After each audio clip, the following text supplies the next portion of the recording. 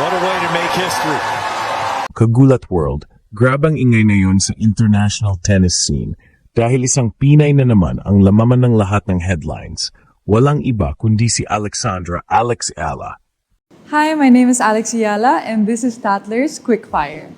Sa 2025 season, hindi lang basta nag-improve ang laro niya, kundi literal na nilamon niya ang atensyon ng global media.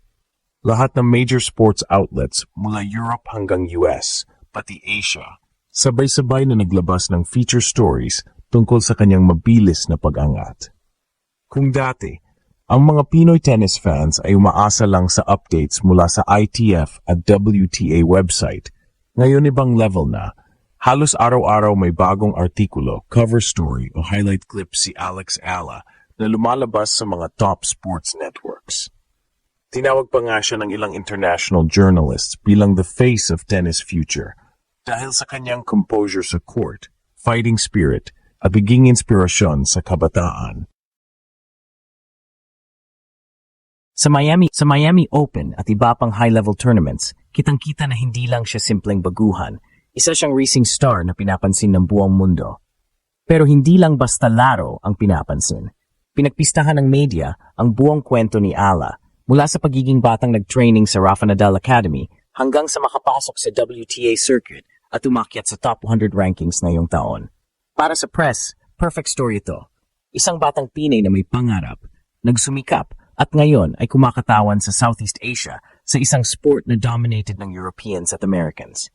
Sa bawat tournament na sinalihan niya, makikita sa headlines ang pangalan niya at sa bawat panalo, trending siya agad sa social media. Kaya't hindi nakakapagtaka kung bakit tinawag siya ng ilang outlet bilang global media darling of tennis. Hindi lang siya iniidolo bilang atleta, ginagawa na rin siyang simbolo ng dedication, perseverance at Pinoy pride. At ang pinakamalupit dito, nagsisimula pa lang ang journey. Kung ganito kalakas ang media spotlight niya ngayon, paano pa kaya sa susunod na Grand Slam kung makalusot siya sa quarterfinals o semifinals? Kagulat World, mukhang tuloy-tuloy na ito. At sa bawat headline, isang Pinay ang bida. Kagulat World, sobrang init ng pangalan ni Alex Ayala ngayong 2025. Hindi lang siya usap-usapan sa tennis community, kundi headline na rin sa buong mundo. Lahat ng malalaking sports media, ESPN, Eurosport, Tennis Channel, pati mga mainstream news outlets, sabay-sabay na nagsusulat tungkol sa kanyang nakakagulat na pag-angat. Kung dati ay nag-aabang lang tayo ng balita kung hanggang saan siya makakarating, ngayon halos araw-araw ay trending ang pangalan niya sa mga artikulo at highlight reels. Pero Kagulat World, huwag nating kalimutan na mabilis na pag-angat ay may kaakibat ding pressure. Kapag nasa spotlight ka, lahat ng mata nakatutok at lahat ng galaw sinusuri. Ganito mismo ang sitwasyon ni Alex ngayon. Pinagpipistahan siya ng media dahil hindi lang siya basta rising star, kundi isa ring pambihirang kuwento ng inspirasyon. Isang batang Pinay na mula sa training grounds ng Rafa Nadal Academy, ngayon ay isa ng global face ng tennis. Ngunit kasabay ng papuri, dumadating din ang matitinding expectations mula sa fans, sponsors at kritiko. Makita ito sa bawat laban niya. Kapag nanalo, todo puri ang media, the next big star, the pride of Asia. Pero kapag natatalo, Kagulat World, mabilis ding umiikot ang narrative. Too young for the spotlight? Can she handle the pressure? Ganito ka-brutal ang mundo ng sports journalism. At ngayon ay nasa gitna si Alex ng isang whirlwind na hindi lahat ng atleta ay kayang sabayan. Sa kabila ng lahat, nananatiling kalmado at composed si Alex. Kung titignan mo ang mga interview niya, makikita na may maturity siya na lampas sa kanyang edad. Hindi siya nagpapa-apekto sa ingay ng media, bagkus ginagamit niya ito bilang motivation para mag-train palalo at patunayan na kaya niyang makipagsabayan sa pinakamalakas na pangalan sa WTA. Sabi nga ng isang analyst, she plays with the poise of a veteran but the hunger of a teenager.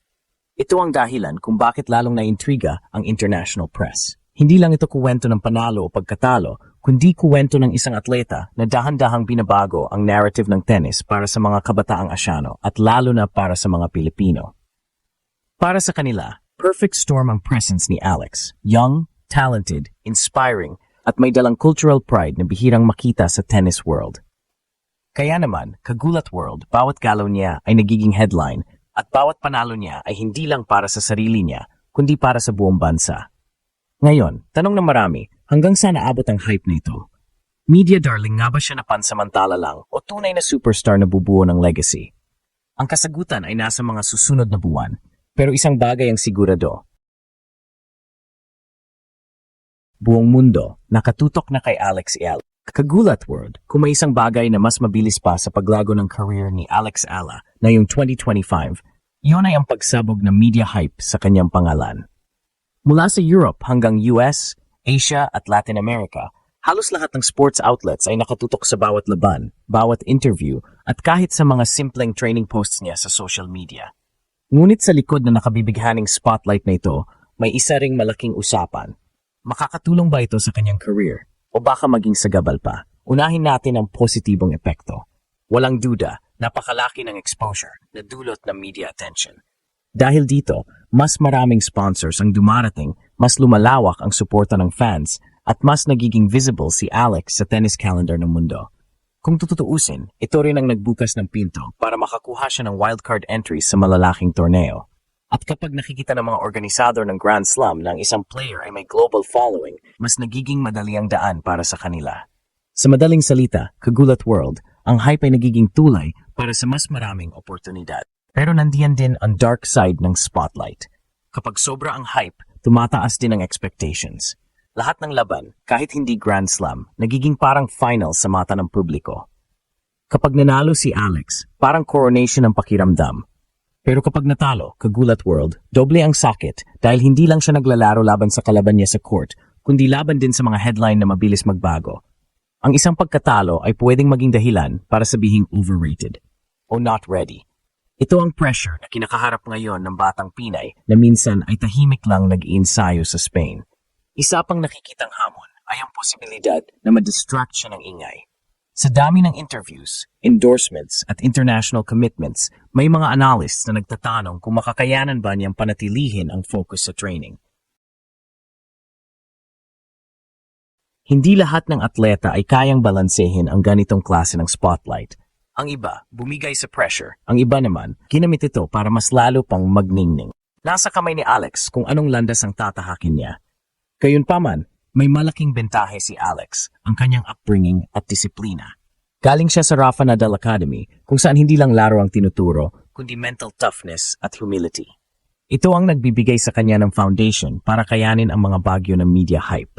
Kung tutuusin, ito rin ang dahilan kung bakit nananatili siyang grounded kahit saan siya dalhin ng spotlight. Sa dulo, kagulat world, ang media attention ay parang double-edged sword. Maari siyang itulak nito papunta sa kasaysayan, pero maari rin siyang masaktan kung hindi niya makontrol ang narrative. Ang tanong, paano ba babalansehin ni Alex ang spotlight at ang tunay na laban sa court? Yan ang susunod na kabanata na buong mundo ay aabangan.